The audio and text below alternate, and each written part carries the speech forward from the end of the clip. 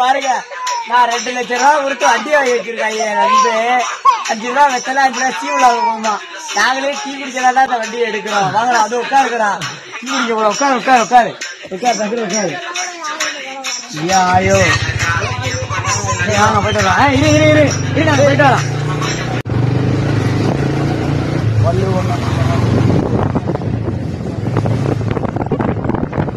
இந்த ஒரு பால் பாக்கெட்டு இந்த வெத்தலை சீவல் வாங்குறதுக்கு இந்த வண்டி எப்படி இந்த 2 லட்சம் ரூபாய் ஆர்ஆன் பையி அதையும் ஏமாத்தி விட்டாங்க.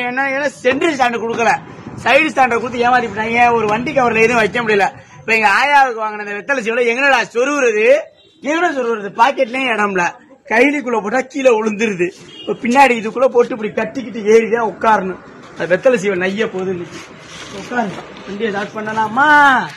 வெத்தலை சீவல் நசுக்குதியா?